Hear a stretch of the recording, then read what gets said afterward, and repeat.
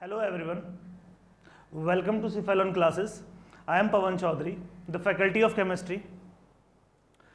Okay, first we will discuss about the syllabus of NEET and JEE.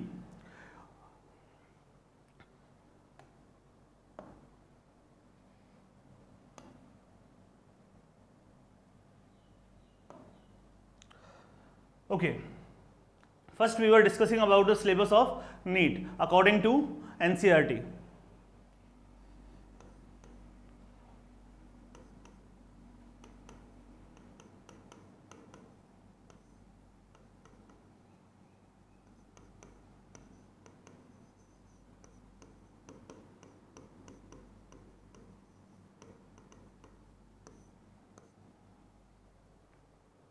बच्चों देखो, अगर हम नीट के लिए प्रिपेयर कर रहे हैं या फिर हम आईआईटी के लिए प्रिपेयर कर रहे हैं तो सबसे पहली जो बेसिक नीड होती है हमें ये जानना बहुत ज़रूरी है कि हमें क्या पढ़ना है और किस तरह से पढ़ना है और कितना कंटेंट पढ़ना है और कितना कंटेंट नहीं पढ़ना, क्या हमारे लिए यूज़फुल है और क्या हमारे लिए अनयूज़फुल है। तो इसी टॉपिक पे अपन लोग बात करेंगे अभी, और इसी चीज़ को मैं डिटेल में आपको एक्सप्लेन करूंगा कि आपको नीट और आईआईटी के लिए क्या चीज़ें प्रिपेयर करनी है, किस तरह से प्रिपरेशन करनी है, क्या आपका सिनेरियो रहने वाला है और किस तरह से आपको इसके लिए तैयार करना है। Okay, now first we will discuss about the syllabus of NEET. बच्चों अगर मैं नीट की बात कर रहा हूँ, अगर मैं बेटा नीट की बात कर रहा हूँ तो एक बहुत बेसिक एग्जाम होता है जो मेडिकल एंट्रेंस के लिए बहुत ही ज़्यादा यूज़फुल है, या फिर मैं बोलूँ कि विदाउट नीट मेडिकल एंट्रेंस में आप एडमिशन नहीं ले पाओगे। ठीक है, बेसिकली नीट है क्या? नीट बेटा जो सीधी सी बात है, अगर मैं नॉर्मल लैंग्वेज में अगर इसलिए बताऊं तो बेटा बहुत ही एक आसान, जिसे मैं बोलूं एक बहुत ही सिंपल सा पेपर आता है नीट का। बट होता क्या है, लोग सिस्टमेटिक तरीके से तैयारी नहीं करते और फिर ये क्रैक नहीं कर पाते। आज हम आपको बताएंगे कि आपको नीट के लिए किस तरह से प्रिपरेशन करनी है और क्या प्रिपरेशन करनी है। फर्स्ट बेटा, नीट सबसे पहली चीज जो बुक प्रिफर करवाता है आपसे, जो आपको बुक इसके जो सिलेबस के अंदर जो बुक चलती है वो है बेटा एनसीईआरटी। एनसीईआरटी है बेटा, आपको एनसीईआरटी को रीड करना भी आना चाहिए और आपको एनसीईआरटी के एक्सरसाइज, इंटेक्स, एग्जाम्पल वगैरह सारे क्वेश्चन आपको सॉल्व करने हैं। ठीक है, अब अगर मैं एनसीईआरटी की बात करूं तो हमारे पास यहाँ पे थोड़ा सा डिस्कस कर लेते हैं क्या है ये एग्जाम, कितने मार्क्स का होता है, इसमें से केमिस्ट्री का वेटेज कितना है। तो बेटा जो नीट का जो एग्जाम होता है वो 720 मार्क्स का होता है और जिसमें बेटा टोटल 180 क्वेश्चन आते हैं।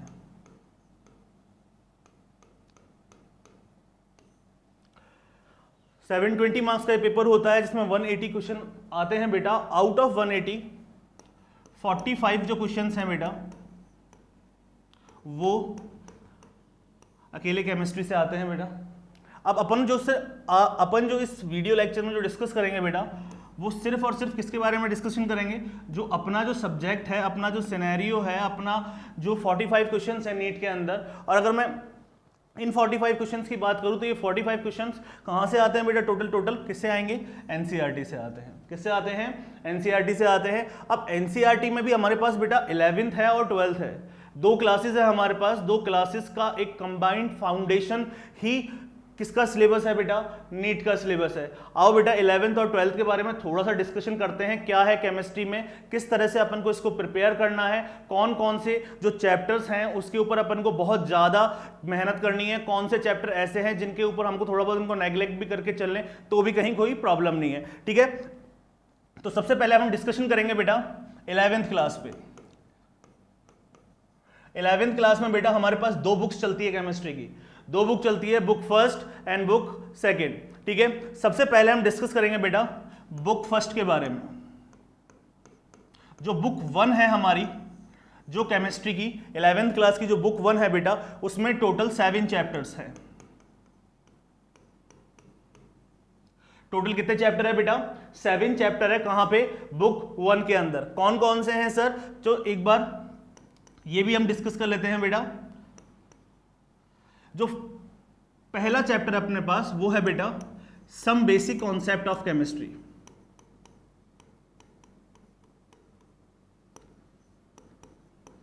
जिसको प्यार से मोल कॉन्सेप्ट के नाम से जाना जाता है। निकनेम है बेटा ये मोल कॉन्सेप्ट इसका। ठीक है, जो सेकंड चैप्टर आता है अपने पास यहां पे वो है बेटा स्ट्रक्चर ऑफ एटम।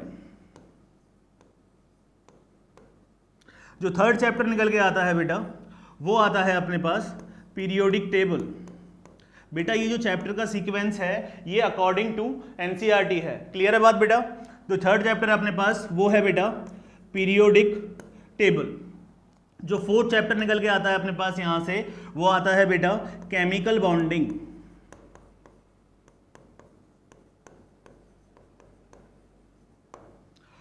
कौन सा चैप्टर है बेटा? Chemical bonding. ठीक है, जो हमारे पास जो फिफ्थ चैप्टर निकल के आता है बेटा वो आता है यहां पे स्टेट्स ऑफ मैटर।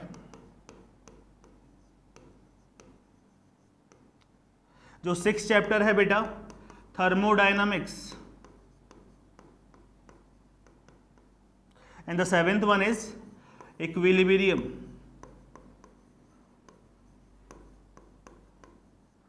ओके, तो ये बेटा हमारे पास 11th की फर्स्ट बुक है जिसके अंदर हमारे पास टोटल कितने चैप्टर्स हो गए? हमारे पास हो गए बेटा 7 चैप्टर्स। कौन कौन से हैं वो 7 चैप्टर? पहला चैप्टर है बेटा some basic concept of chemistry, इसको मोल कॉन्सेप्ट बोला जाता है। The second one is structure of atom, third one is periodic table, fourth one is chemical bonding, fifth one is states of matter, then thermodynamics, then अपने पास क्या है?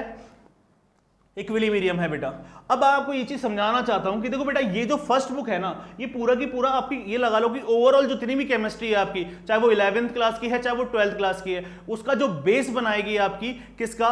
Physical chemistry और inorganic chemistry. बेटा basically हमारे पास यहाँ पे chemistry 3 parts में डिवाइडेड है।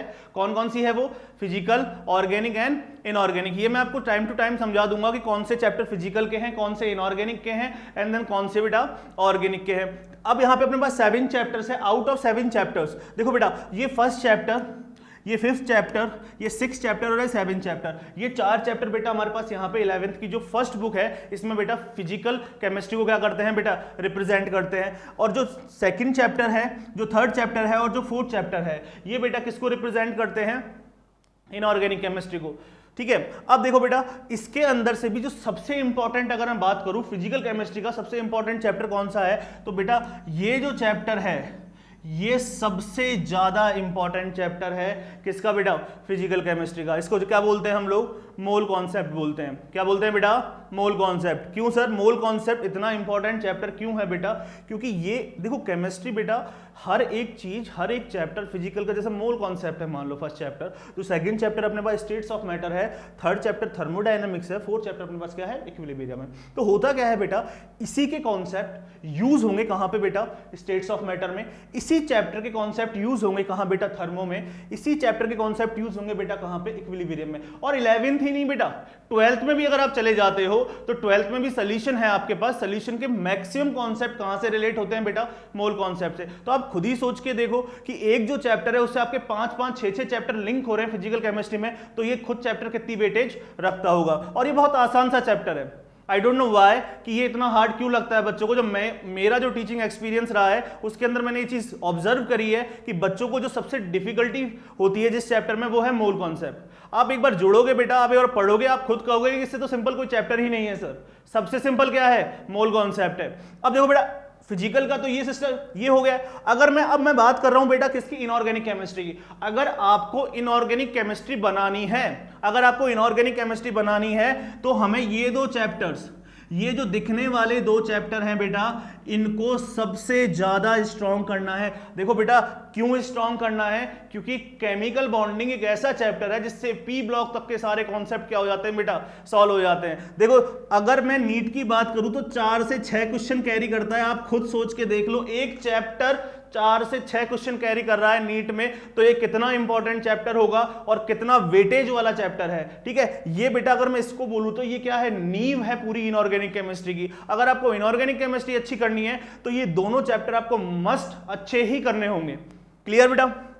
तो ये है हमारे पास कुछ थोड़ी सी डिटेल नॉलेज किसकी बेटा? 11th क्लास के फर्स्ट बुक की। Okay, now we were discussing about the second book of 11th। ठीक है,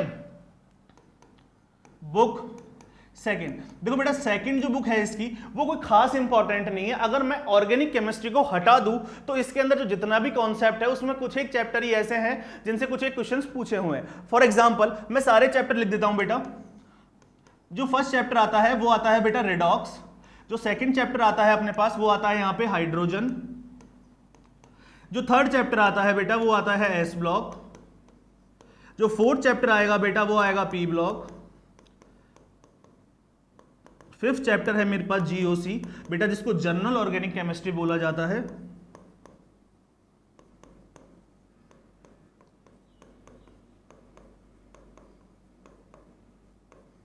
The sixth one is beta hydrocarbon,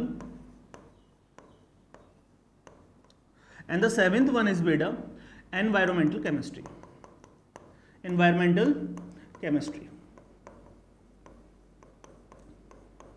देखो बेटा, एक चीज हमेशा याद रखना अपनी लाइफ में कि हमको पहली चीज, अगर हम किसी चीज के लिए प्रिपेयर कर रहे हैं तो हमको बेटा इंपॉर्टेंट, यूजफुल और अनयूजफुल चीजों में डिफरेंस पता होना चाहिए। और ये डिफरेंस बच्चों तुम्हें नहीं पता होगा, ये डिफरेंस हमको पता है, क्योंकि हम कंसिस्टेंटली इन सब चीजों की तैयारी कराते हुए आ रहे हैं। हमने पिछले 5-10 साल के पेपर में जो ऑब्जर्व किया है, किस तरह का पैटर्न आने वाले पेपर्स में बन रहा है, किस तरह के क्वेश्चंस पुटअप करे जा रहे हैं, कौन से चैप्टर को वेटेज बढ़ा के दिया जा रहा है, किन चैप्टर से वेटेज घटा के दिया जा रहा है, ये सारी की सारी ऑब्जर्वेशन बेटा हम कर सकते हैं। और अगर आप हमारी गाइडलाइन फॉलो करोगे तो पक्का आप 2022 का नीट हो चाहे जेई, आप 100% ये एग्जाम निकालोगे बेटा।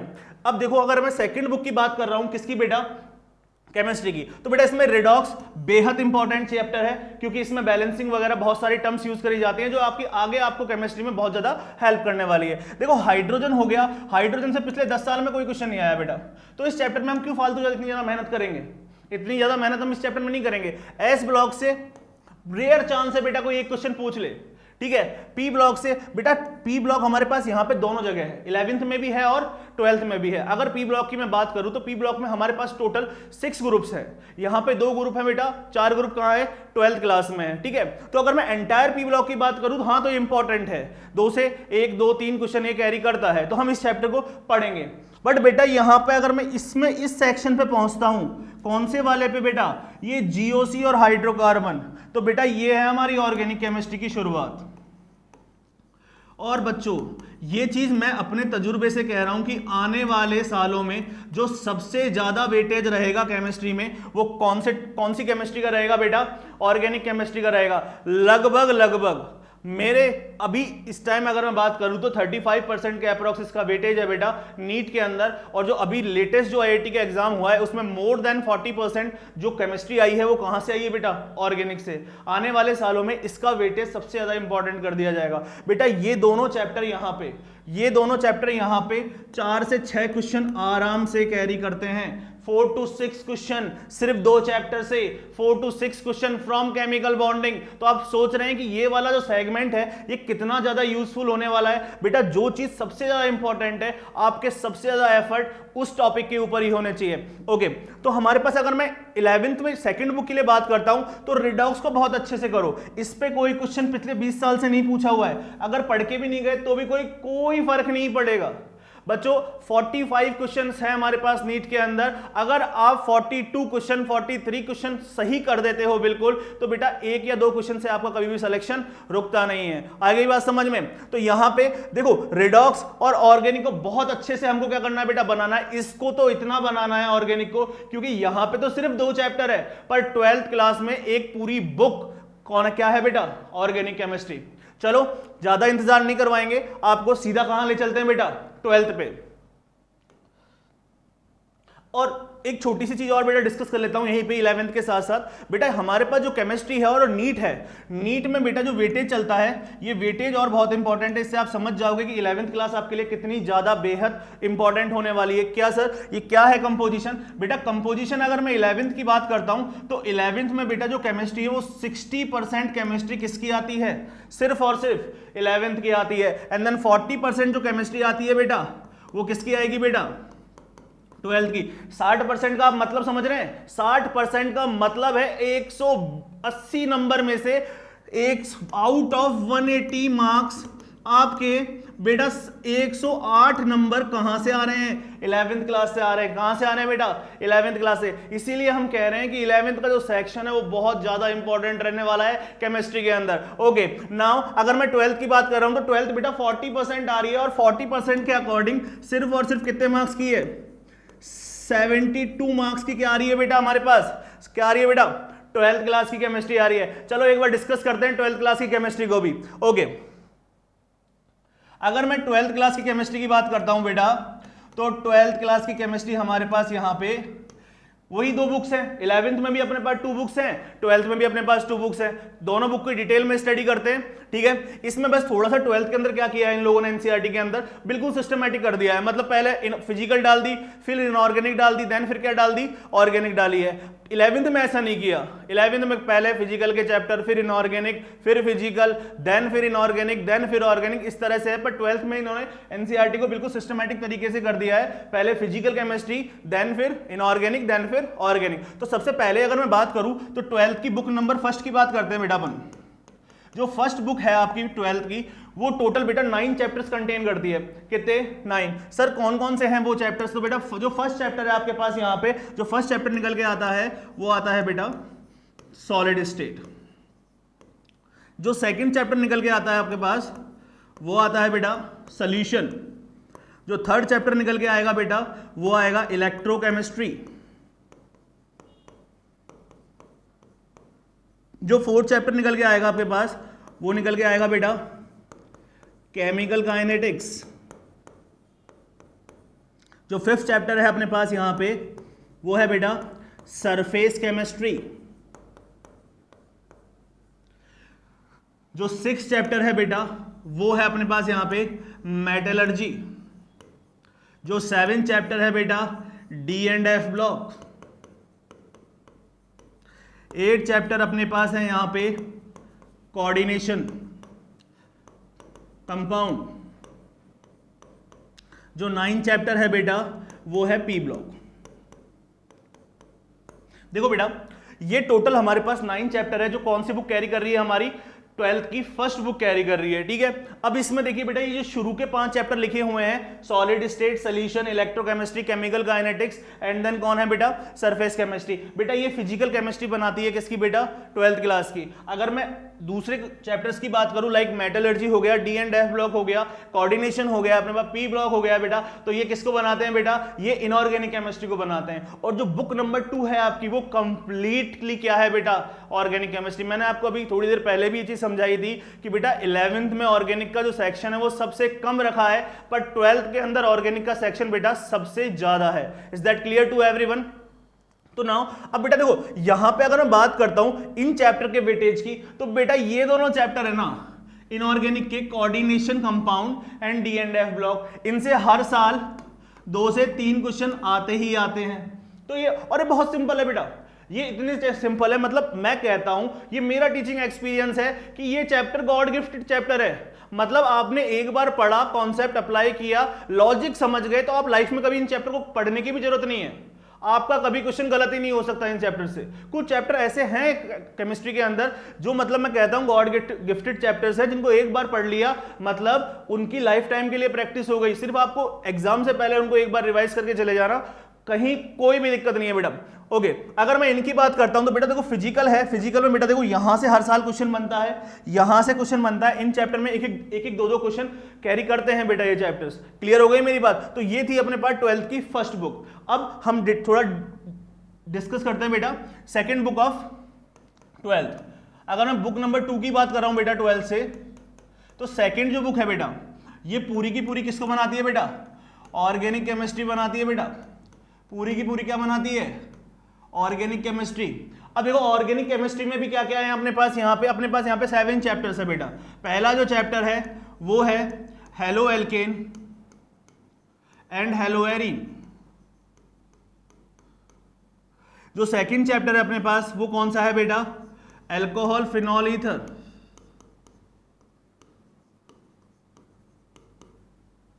जो थर्ड चैप्टर है अपने पास वो है बेटा aldehyde and ketone.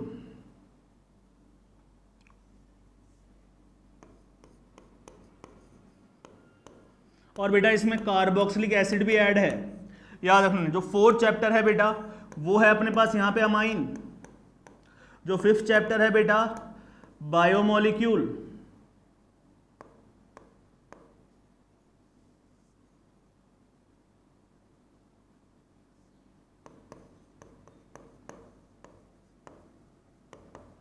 Sixth one is polymer.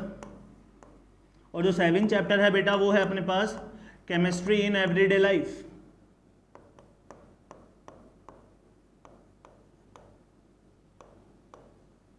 और बेटा ये सेकंड बुक है जो अपने पास 12th की, ये पूरी की पूरी बहुत ही ज़्यादा इंपॉर्टेंट है, क्योंकि आप देख रहे हो कि यहाँ पे मैक्सिमम ऑर्गेनिक जो कवर करी है वो कहाँ करी है 12th में। और आने वाले फ्यूचर में भी बेटा जो केमिस्ट्री के अंदर सबसे ज़्यादा वेटेज दिया जाएगा वो कौन सी केमिस्ट्री को दिया जाएगा बेटा, ऑर्गेनिक केमिस्ट्री को दिया जाएगा। तो इस पर हमको बहुत अच्छे से प्रैक्टिस करनी है। देखो इस पर कोई न्यूमेरिकल नहीं होता, इस पर सीधी सी बात है, अगर आप पेन और पेपर से इसको पढ़ते हो तो इसको आप कभी नहीं भूलोगे, पर अगर आप इसको याद करने की कोशिश करोगे तो बेटा जन्म लग जाएंगे पर ये कभी याद नहीं होगी, क्योंकि इस ओवरऑल कहानी कार्बन और कार्बन एंड हाइड्रोजन की, आप कितना कर पाओगे, कितनी चीजों को आप याद कर पाओगे, आप नहीं कर पाओगे बेटा, क्योंकि एक कार्बन और हाइड्रोजन से ही ऑलमोस्ट 90% क्या बन गई है, ऑर्गेनिक केमिस्ट्री। ठीक है, तो जब तक आप इनकी प्रैक्टिस नहीं करोगे, जब तक आप नहीं बना पाओगे। और सबसे ज्यादा इंपॉर्टेंट सेक्शन भी अपने पास किसका रहने वाला है बेटा, ऑर्गेनिक केमिस्ट्री का ही रहने वाला है। तो आज के मेरे लेक्चर का जो मोटो है वो ये है कि शायद आप समझ गए होंगे कि हमारे नीट के लिए क्या चीज बेहद ज्यादा इंपॉर्टेंट है, कौन सा सेक्शन हमको ज्यादा टाइम देके पढ़ना है, कौन सा सेक्शन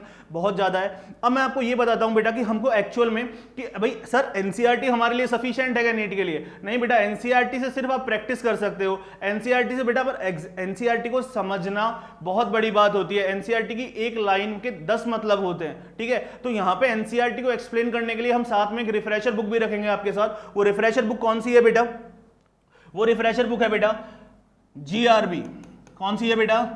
जीआरबी। अगर मैं जीआरबी की बात करता हूं तो बेटा one of the standard book है बेटा किसकी, केमिस्ट्री की, और यकीनन बहुत ही अच्छी किताब है। इसमें मतलब अनयूजफुल कंटेंट बिल्कुल भी नहीं है, बहुत मतलब सेम टाइप के क्वेश्चन नहीं है, डिफरेंट टाइप के क्वेश्चन है, और आपका मतलब इतना प्रैक्टिस को इतना इन्हांस कर देगी ये बुक कि आप लोगों के लिए बेटा नीट बिल्कुल ऐसा एग्जाम हो जाएगा, बिल्कुल पता नहीं सर कितना सिंपल पेपर कैसे हो सकता है इसका। ठीक है, अगर बेटा मैं सिर्फ और सिर्फ किसकी बात कर रहा हूं, अभी तक मैंने जो बात करी है वो नीट की बात करी है, बट अब मैं डिस्कस करने आ रहा हूं बेटा किसके लिए, आईआईटी के लिए। अगर अपन को आईआईटी के लिए प्रिपेयर करना है तो आईआईटी का जो पेपर होता है बेटा 360 मार्क्स का होता है, आउट ऑफ विच 120 मार्क्स हैं बेटा वो सिर्फ और सिर्फ केमिस्ट्री कैरी करती है।